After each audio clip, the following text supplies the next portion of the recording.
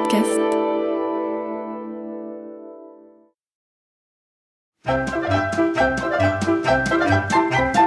Les aventures de Tintin d'après Hergé, une émission de Nicole Strauss et Jacques Langeais. Musique originale d'André Pop, réalisation René Villemet. Le Lotus Bleu, 3e épisode.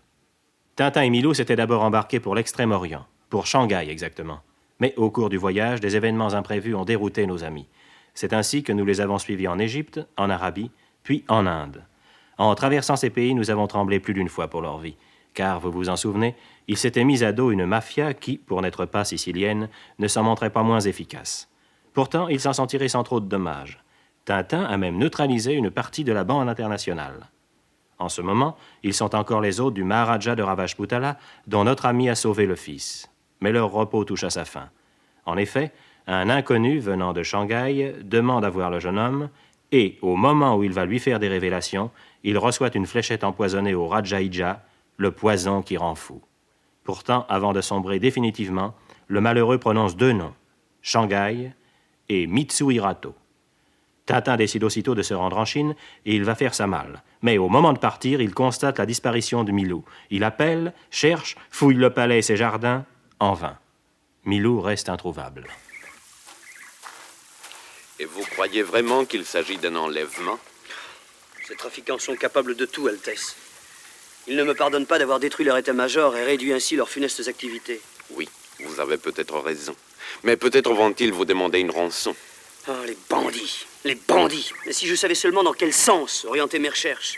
Mais rien, aucun indice, rien. Ah, on descend ma malle. Déjà. Vous êtes bien décidé à partir. C'est-à-dire, oui et non.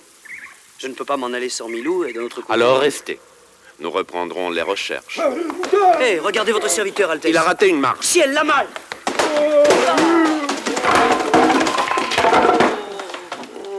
Oh, vous avez mal, mon pauvre ami? Oui, Sahib. Oh. Mais regardez, elle est toute cassée. Mais non, je dis, vous avez mal. Vous souffrez? Non, Sahib. Orgueil seulement est blessé. Maladroit.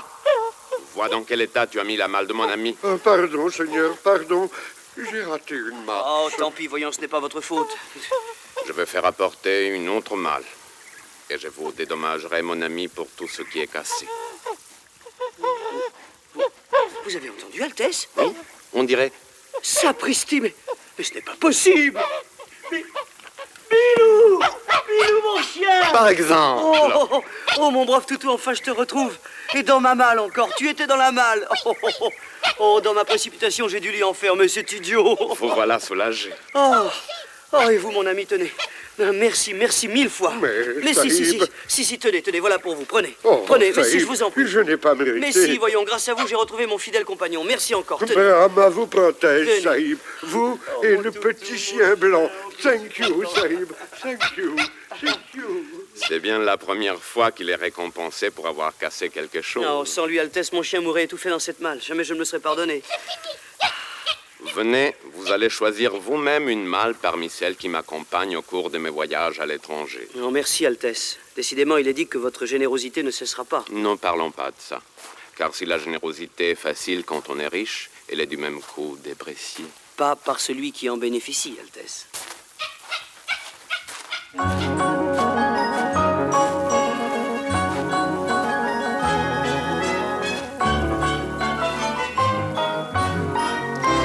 Une demi-heure plus tard, Tintin et Milou sont prêts à partir. Un serviteur du Maharaja s'installe au volant d'un cabriolet rouge et noir. L'heure de la séparation a sonné. Voilà, tout est prêt. Adieu, mon ami, et bonne chance. Au revoir, Altesse, et merci infiniment. Au revoir, Tintin. Reviens vite chez mon père. Je vous attendrai, toi et Milou. Au revoir. Au revoir. Bonne chance. Revenez vite. Merci. Au revoir, Altesse. Au revoir, Prince. Au revoir.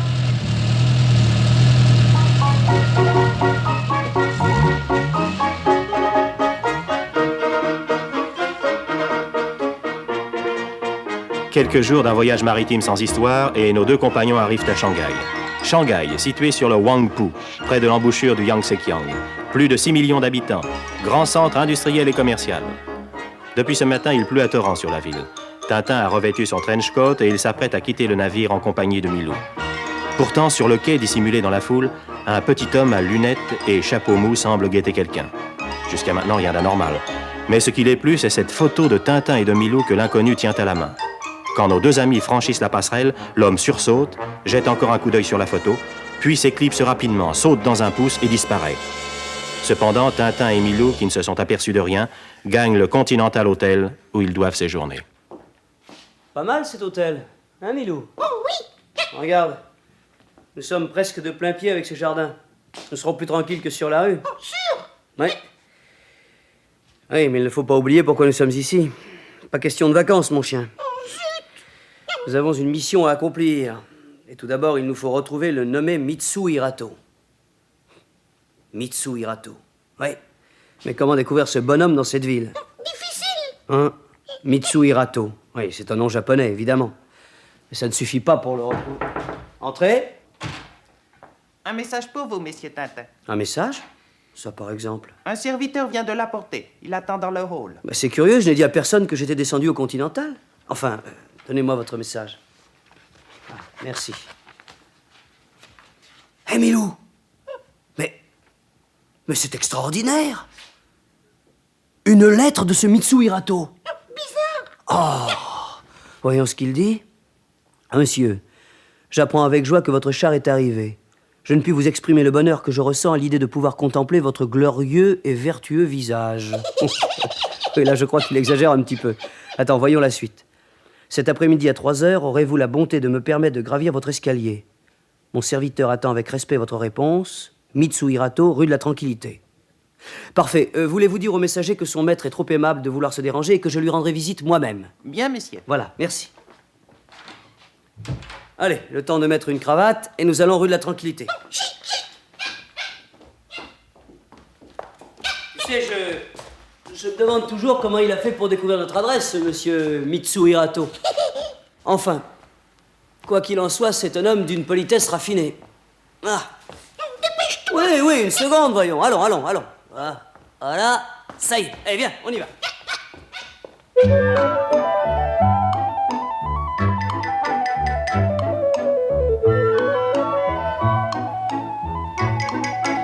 Dans la rue, Tintin aile un pouce-pouce.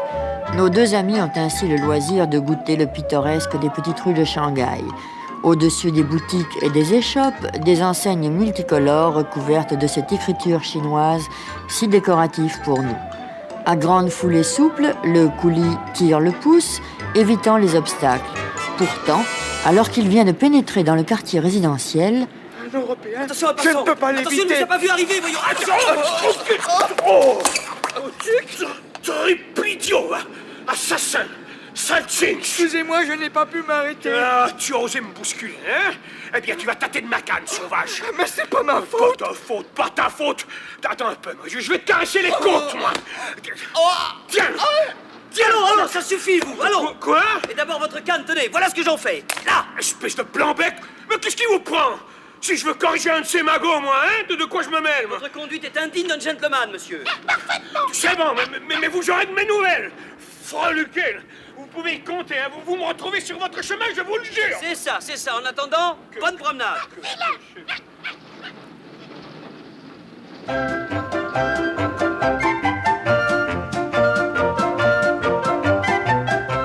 Les aventures de Tintin d'après Hergé, une émission de Nicole Strauss et Jacques Langeais, avec Maurice Sarfati, Daniel-Émile Forck, Tristan Sévère, Jacques Aveline, Yves Pénaud, Albert Médina, Liliane Vichenet et Milou. Bruitage, Joël Noël. Chef opérateur du son, Jean Jusforgue. Collaboration technique, Jean Parantoine. Assistant, Jean-Claude Létard. Musique originale, André Pop. Réalisation, René Villemet.